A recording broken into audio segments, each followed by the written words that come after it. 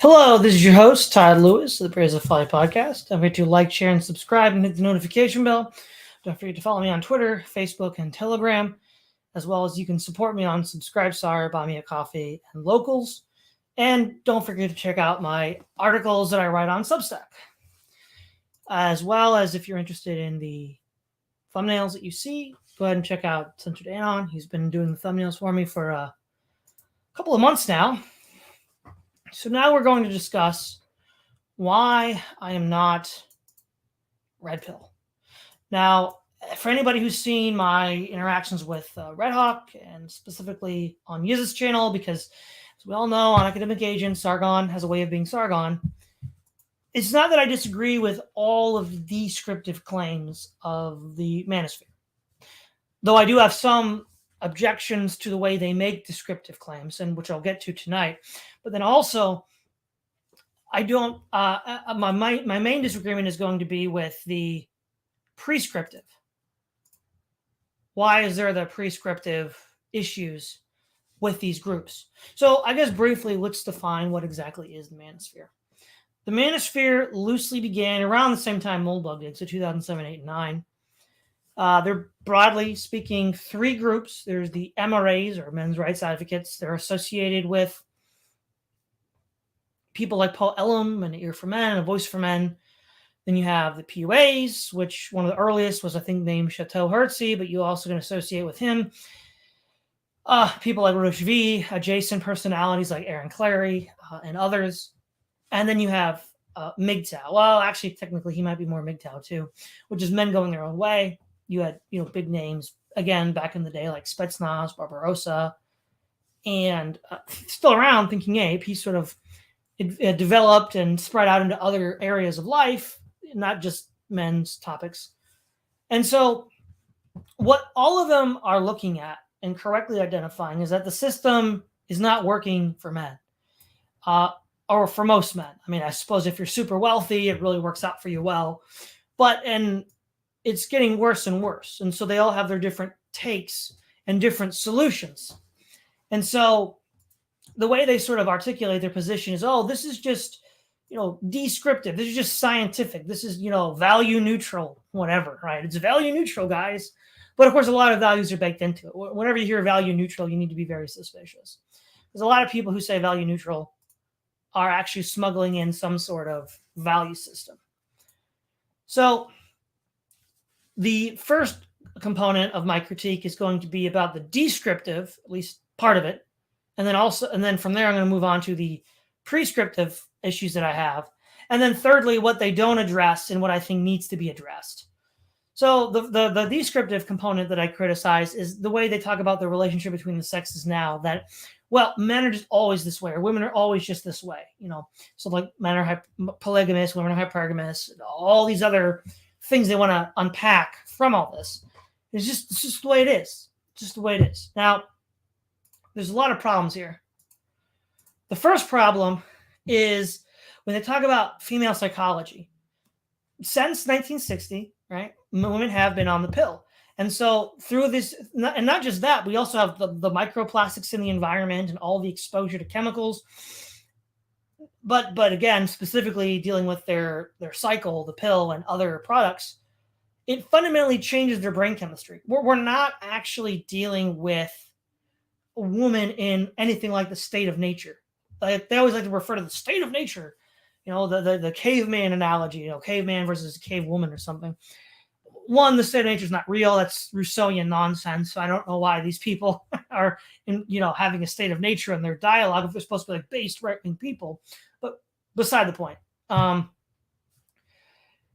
Case in point, it's really easy. If you want to read like literature, say from the 19th century, by women, about women, for women. So you've got Little Women by Louisa May Alcott. You've got Anne of Green Gables by Lucy Maud Montgomery. And you've got Pride and Prejudice by Jane Austen. And you just read those. And it's like, women do not at all act like that today. Now, of course, this is in a time long before, not before industrialization, that was still developing, but a lot of the exposure to chemicals, a lot of the hormonal changes weren't taking place. This is a lot closer to what we would call normative behavior for women. in these stories. And then you could keep on going further and further back. And it's like, you do find elements of modern women. You have Shakespeare's got three titular bad girls. You've got Lady Macbeth from Macbeth. You've got Catherine from Taming of the Shrew. And you've got Margaret of Anjou from Henry VI, all of which are terrible protagonists. But that's only like three objectively horrible, backbiting women in Shakespeare's plays. And then there's like middling, not so great, not so bad. And then the virtuous ones like Cordelia and Portia, the wife of Brutus.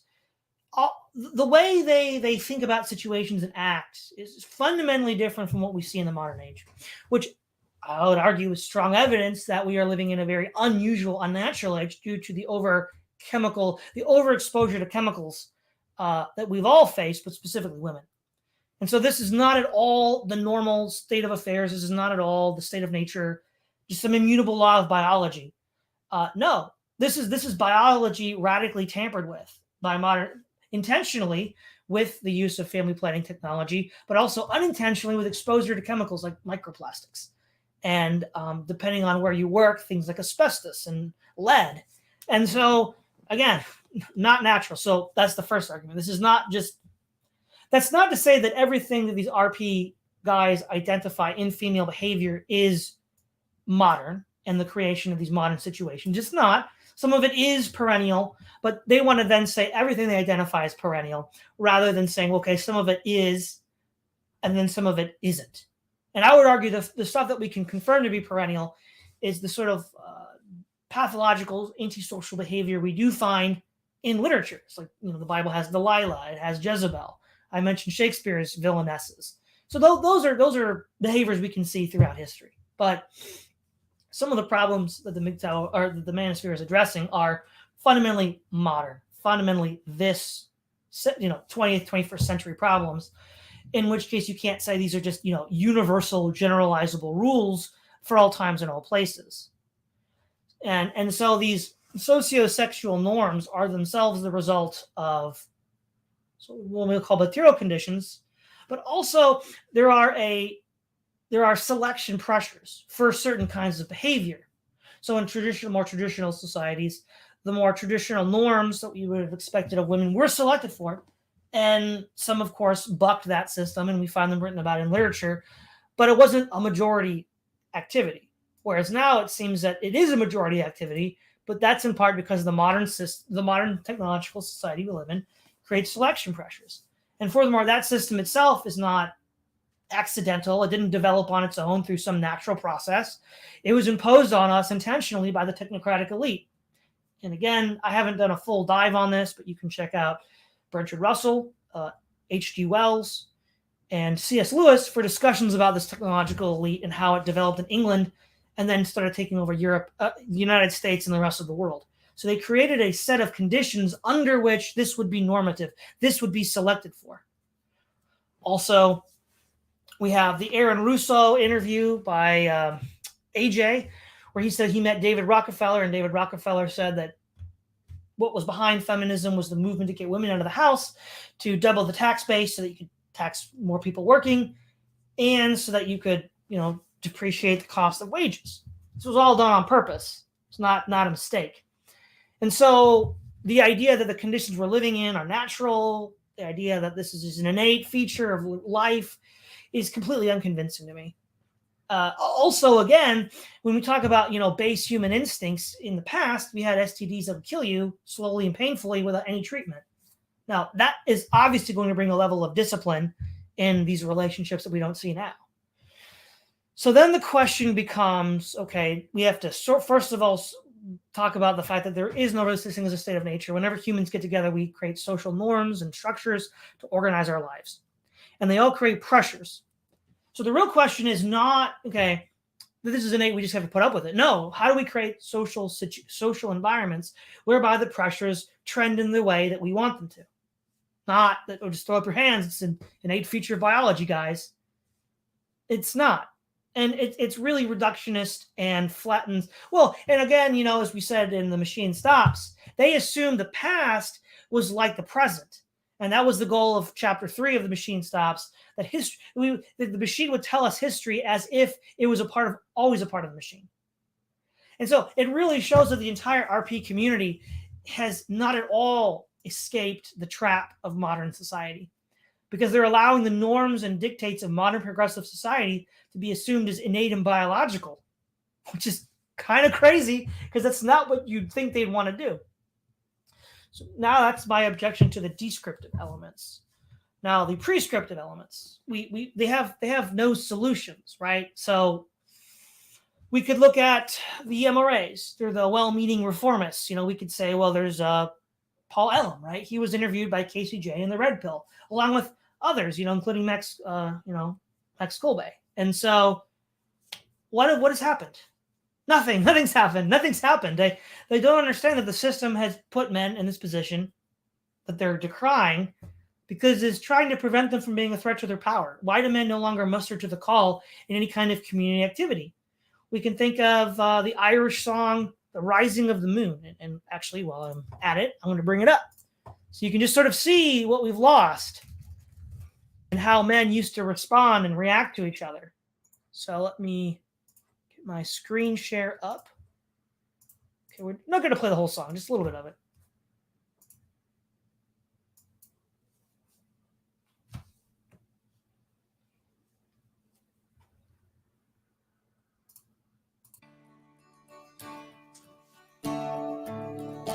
Oh, then tell me, Sean O'Farrell, tell me why you hurry so. Hush, you wokel, hush and listen, and his cheeks were all aglow. I bear orders from the captain, get you ready quick and soon, for the pikes must be together by the rising of the moon. By the rising of the moon, by the rising of the moon, for the pikes must be together by the rising of the moon.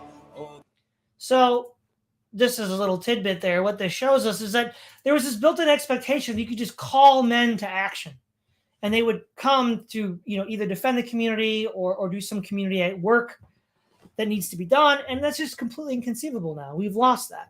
And it was lost on purpose due to a concerted attack against family, tradition, religion, and everything else that those who watch my channel have now come to view as important things that we've lost. And so this is intentional. This is the very system that the MRAs are trying to work within and reform is the very system that's doing this to men in the way that they object to. And part of it is the result of the new set of material conditions. Machines take away from men the need to be talented and courageous and intrepid, because you're just George Jetson pressing that button all day. Don't have to do anything. The PUAs we consider like the accelerationists. They want to enjoy the decline as their phrase, right? You just keep going, just accelerate this to breaking point. Now, not all of these are PUAs, but they've all had a PUA phase. Paul Elam, Rush V, and even Aaron Clarey have all pointed out how this way of life gets old and pointless sometime around your 40s. And it's like, well, now what do I do? And you have nothing to show for it, right? They have nothing to really show for all of their escapades. Now, there's various ways you could do it. You could deal with it. Paul Elam, I guess, still does his organizing work, trying to more organize MRAs. Rush V has claims to have turned over a new leaf, but looks more like a new grift to me, to being like the born-again Christian type, but this time instead of evangelical, he's Orthodox, so he says. And Aaron Clarey's still grifting, basically. And again, it's like, okay, so everything's screwed up the way you say it is, and we assume it's natural because it's the way the world is rather than the contingent realities of modernity. And so your solution is to just plow the field. That's not a solution. Like, that doesn't solve any of the problems we're dealing with. And then, of course, there's the legal implications that occur getting a woman pregnant or false Me Too accusations. So it could be potentially dangerous to be a PUA in the future because of these social changes. And I guess I call them MGTOW, I call them hermit. Just leave me alone and, I'll make it on my own.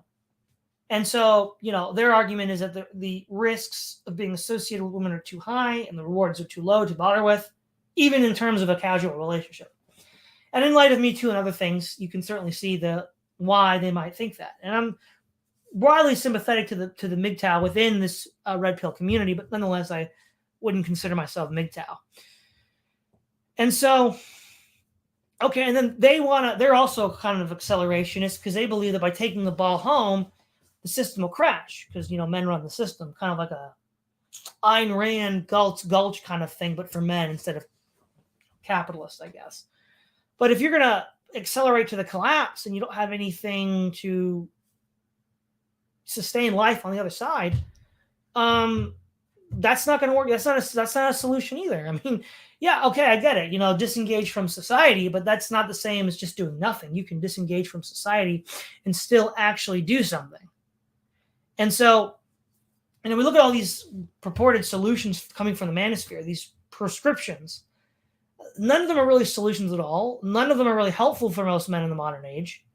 Most of them they're not really actionable, right? I mean, a lot of PUA advice works for a certain subset of men who are already basically successful, but are a little green behind the ears. If you're completely behind the 8 ball and screwed, that's not going to work. And, before Reddit took down a lot of the incel stuff, like brain cells, they were talking about that too, how their advice just doesn't work if certain things are stacked against you. And they say that, well, I've heard it, from all of these guys, that, well, this is just the way things are. Well, I guess they are a reformist, but they only want to reform up to a limit. We just have to accept the way things are with the imbalance of the way men and women are treated in the courts, the sexual marketplace, and all these other things. And I'm like, why? Why would we assume that, right? Let's look at history. In 1516, the Roman Catholic Church was the only game in town. Then 1 year later, the entire social order of Europe was rocked to its core by the Protestant Reformation, which appeared to come out of nowhere from the people who were running Europe, the princes and the Catholic Church. But nonetheless, something that hegemonic, that totalizing, in just a year, a process was begun that would eventually roll back in large parts of Europe their influence before it could be consolidated in the late 16th, early 17th century in Spain, France, and Italy.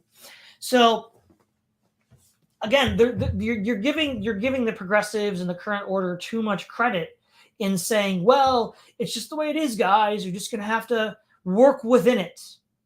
And that's really what all of these groups do. They want to work within the intellectual prison of the current gynocracy.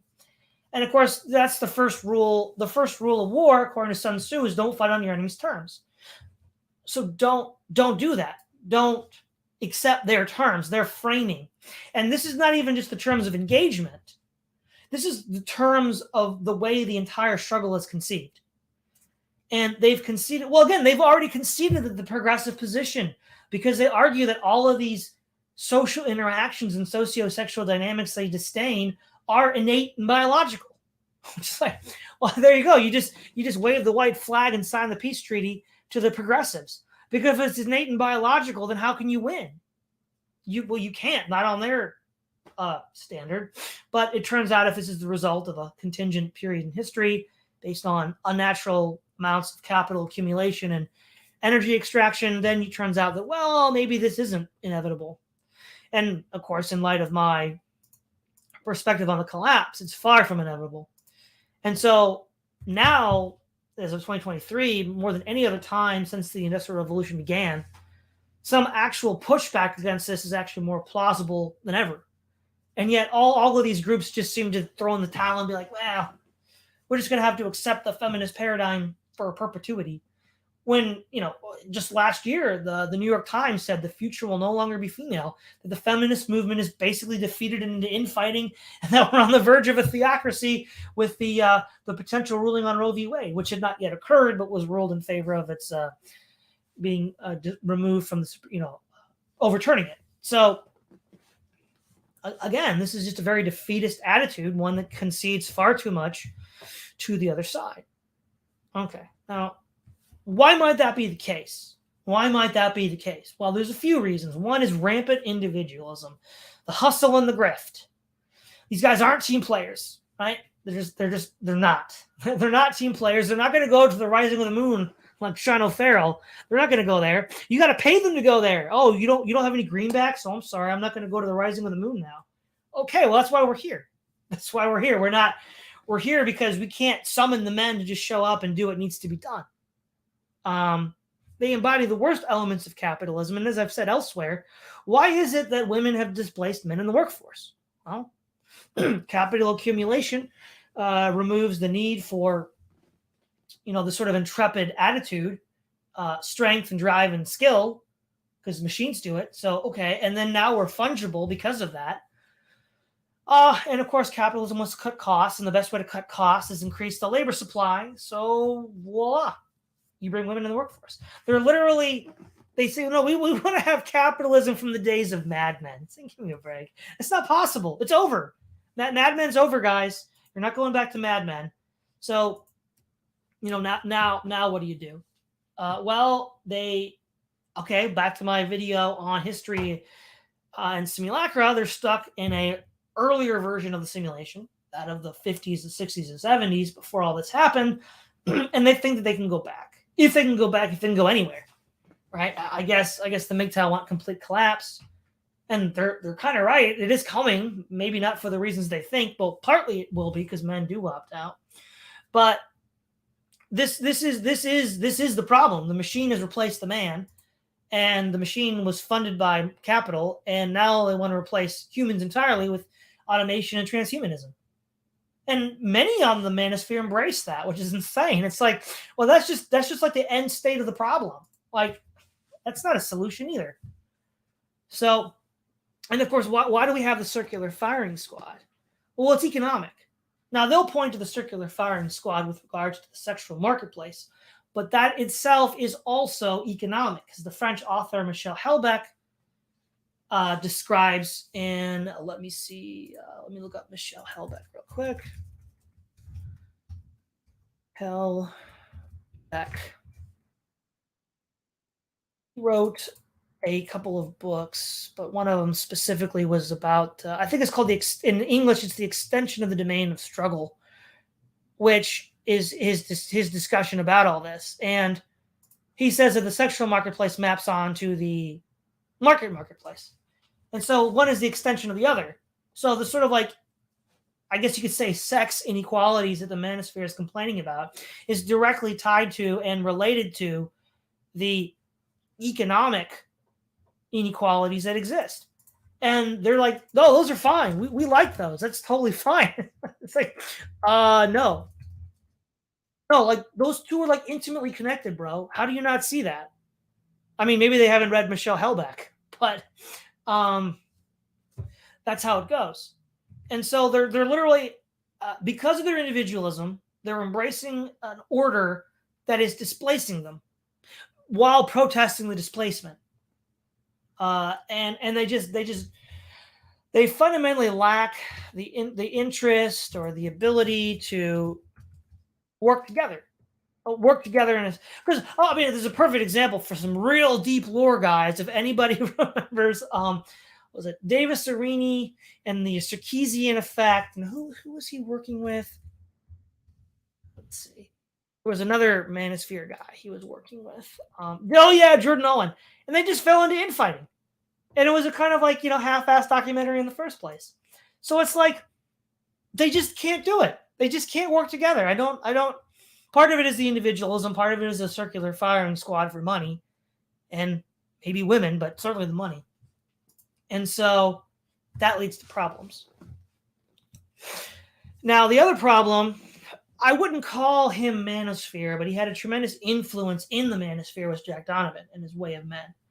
And he makes the distinction, one which I've strongly disagree with, the idea that there's a distinction between being good at being a man and being a good man. So what Jack Donovan means by being good at being a man is providing, making money, acquiring resources, ability to, jack someone up by, fighting them. So I'd be like, the more like courage or martial prowess, things like hunting and outdoorsmanship, and then a certain kind of masculinity that doesn't really represent the intellectual side of masculinity much at all.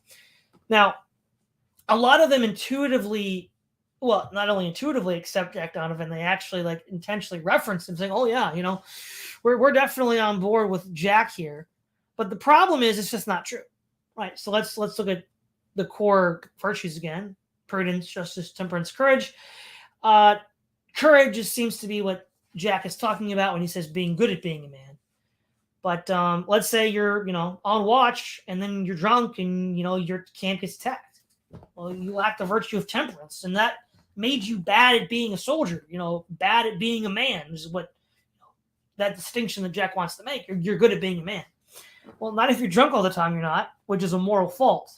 Or, let's say that you are prone to outbursts of anger, and that means that you can't work with your your clansmen or your coworkers. Well, you're not going to be a man either then, because it disrupts your ability to work as a team.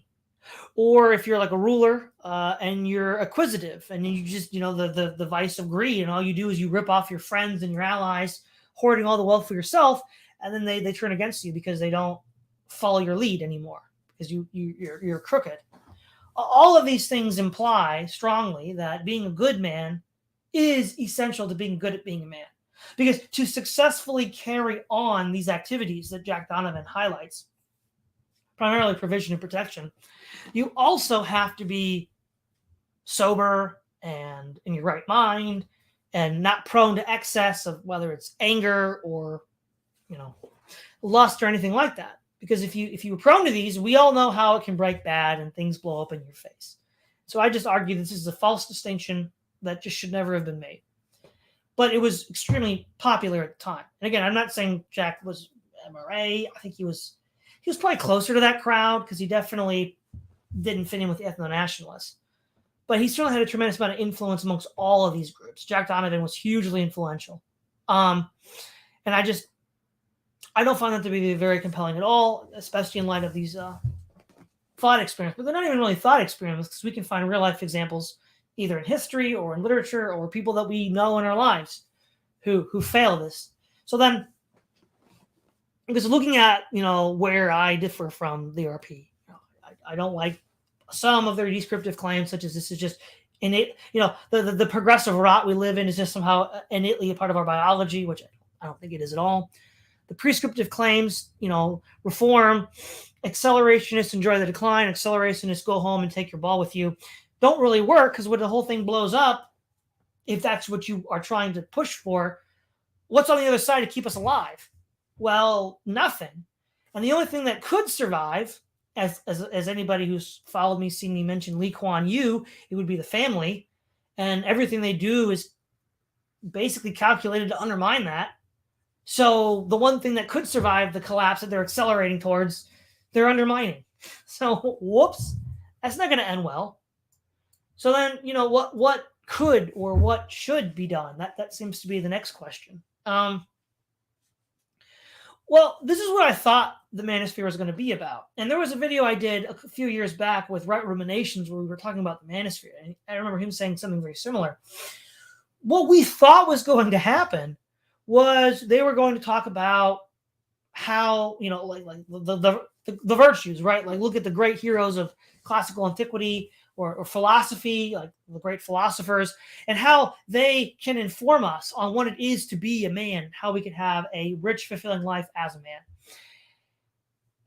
Nothing of the kind. And in fact, that's what's desperately needed, because there ultimately is a crisis in masculinity, even though, of course, but of course, the progressives' answer is to eliminate masculinity entirely, which is not possible or desirable.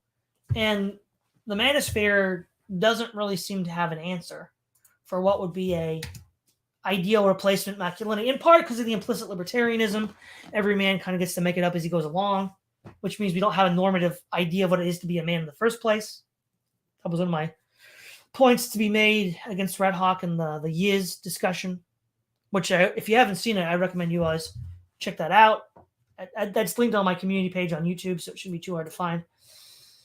But then I guess the first thing I'd say is what what I'd like to see, or what should we see being moving forward? Well, what I thought the manosphere would have been in the first place, a place where we talk about, the examples throughout history and literature and philosophy of what it means to be a man. Sort of like, first of all, to step number one, get men exposed, well, and women as well, exposed to this. Because then you can see, okay, there's been this rich discussion within the Western tradition of what it means to be a man. Now, again, some people on these spheres are going to be religious, some are not going to be religious, some are going to be Christian, some are going to be some other religion, pagan, maybe even Muslim. I've seen Muslim people in the manosphere as well. Okay, fine. But we're just going to start with the familiarizing ourselves with the broad discussion of what it means to be a man down the ages, probably beginning with either the Bible or Homer, and then working your way up to the present day. One of the things we'll see patterns that are overlapping, independent of race, religion, and time period.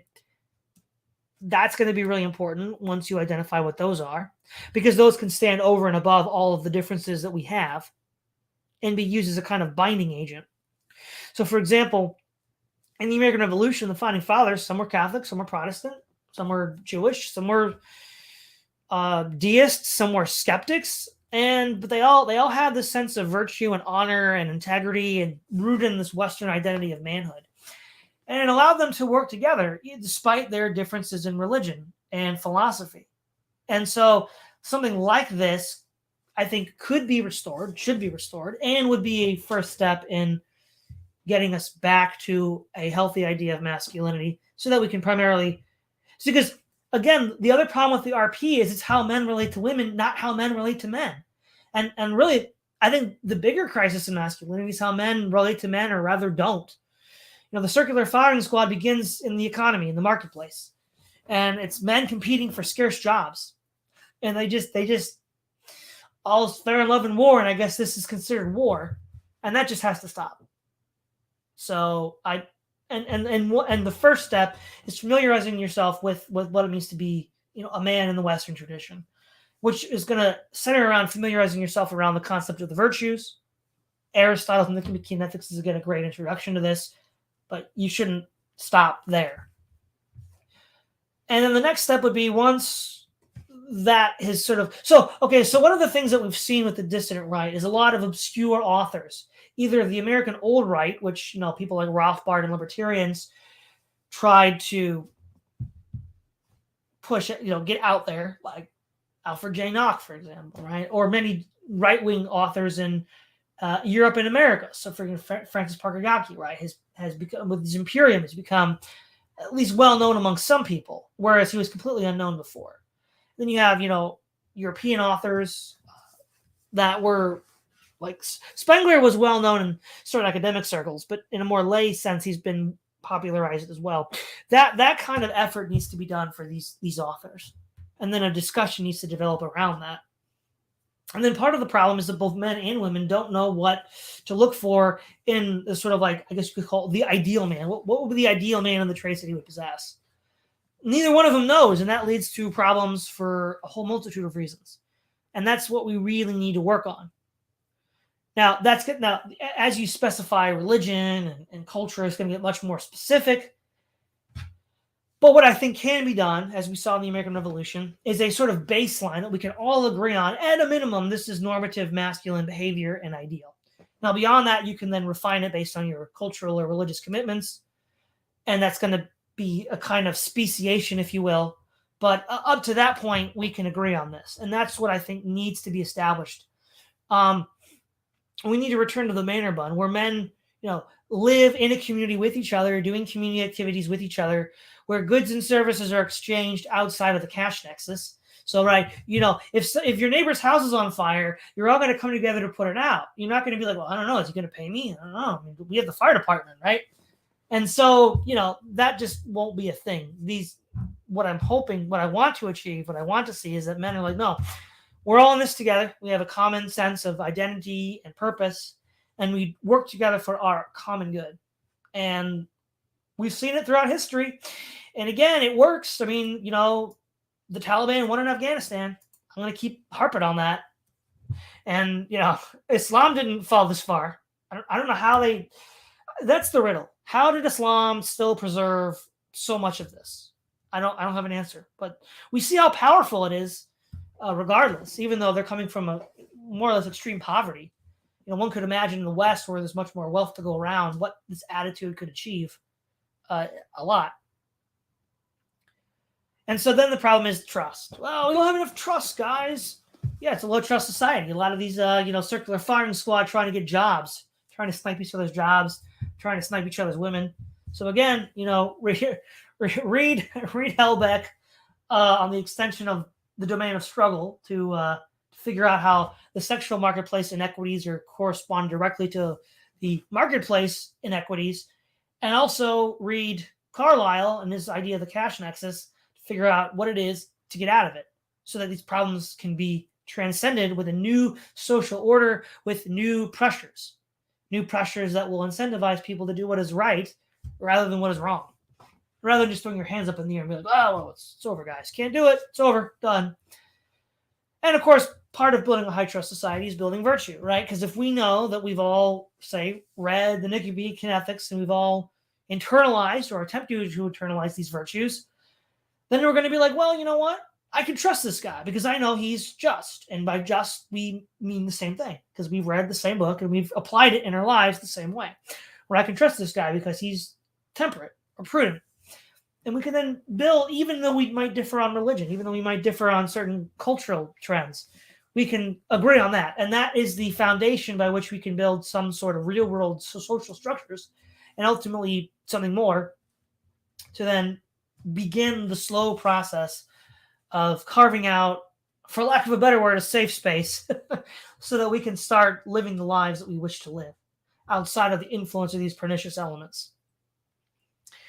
Also, we need to have, so I said it's a correct culture of virtue in order to have men trust each other. Also, this will likely be an informal arrangement since, groups like the ACLU will say, oh, it's violating all of these like Title IX or all blah, blah, blah. Well, that's fine. Just, again, understand your enemy, understand what he's prone to do, and, just operate outside of his view. That's how the Taliban beat the United States. They operated outside of the mental considerations of the United States. Because according to the Bush administration, we create our own reality. So their reality is real, not the real world. Well, Afghanistan proved them wrong. And so and someone, a naysayer might say, well, how could this work? Wouldn't they just shut it down? Well, they wouldn't be able to identify it. That's the thing. They wouldn't be able to identify it to shut it down. Because as long as people aren't doing Fed posting nonsense like 2017, no one's going to pay attention. And if you use the language and the concepts and embody through your behavior these ancient ideas, people are just not even going to know what to think. You're so far outside of their categorization of the world and of life that you basically are Hannibal marching over the Alps. There's just no one guarding that position. It's completely empty. And you can just, or the Christians in the catacombs, you can just go down there and no one's going to bother you because they don't even see you. They lack the conceptual reality to understand what you're doing. And so if you're doing something that nobody knows you're doing, they're not going to try to stop you. Even if you were to complete your action, it would then lead to their decline and fall. So, as a summary, as a recap, why I'm not RP. One, I disagree with certain aspects of their descriptive claims. I do not think that this progressive nightmare we live in of the socio-sexual relationships that exist are innate or biological, but are in fact the result of contingent historical forces, human agency, technological development, and a series of social pressures, which are the result of changes in law and technical conditions. The prescriptive claims, the manosphere doesn't really have answers. They're generally defeatist. They think within the terms of the system we live in. So they're doomed to defeat because, as Sun Tzu said, if you always play by your enemy's rules, you'll lose. So accepting things like individualism, capitalism, self-ownership, biological reduction. We're just all animals, bruh. Well, you've already lost because those are the principles that this current order is based on. So you've already lost. The mRNA reformists are well-meaning, but they just can't do it.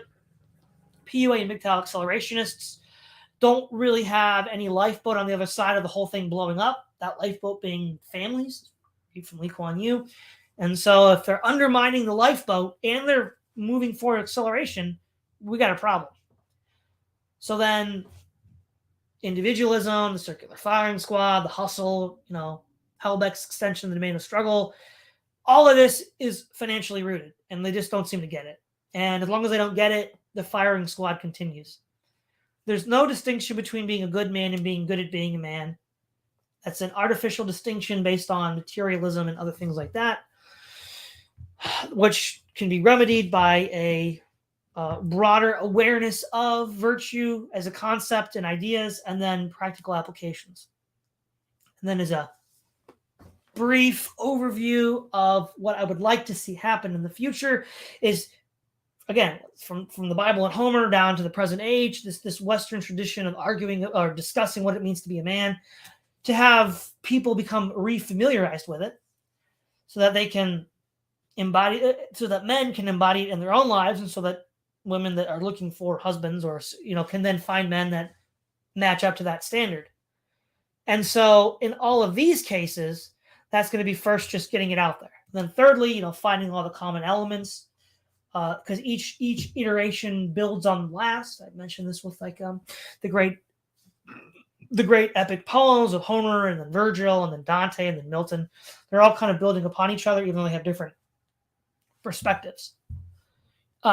We need to bring back the idea of the manor bond, this community of men that act for each other's good without necessarily having to exchange cash for goods and services, because they've already made certain commitments based on a high trust society that they don't need to. And as we saw in previous societies, it's eminently possible. It'll have to be informal because it could easily be shut down by watchdog groups.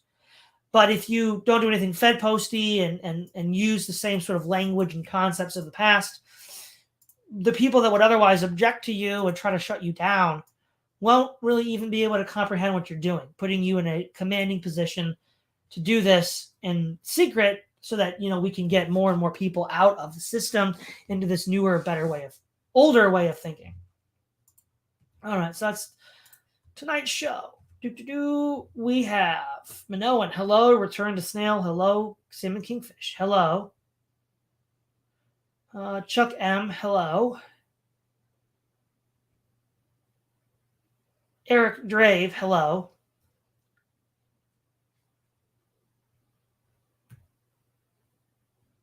Let's see. Minoan, what if alt hissed? Put out a video today where he states that women most likely will lose all rights in the future because the feminists have gone too far. So that's today's video. He said that a couple of months ago on his video, Why Dating? I think it was called, I'll just look it up. I don't want to misstate it. What if alt hissed?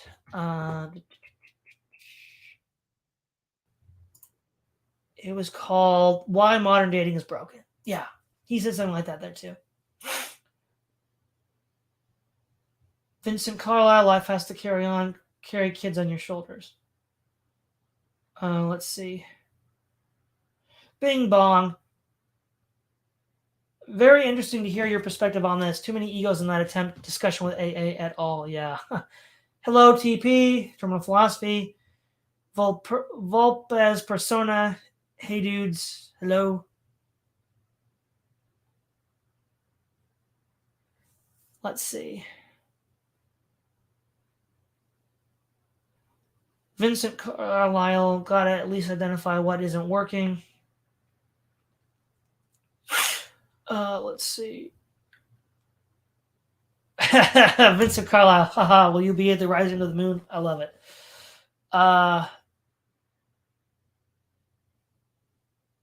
Let's see. Vincent Carlisle, Jubilee is an interesting economic concept, requires more of an identity or con. Anger rises in the bosom of a fool. Oh, I should have started with this. Sorry. Ori Samsonov for 32 shekels. Thank you very much. Much appreciated.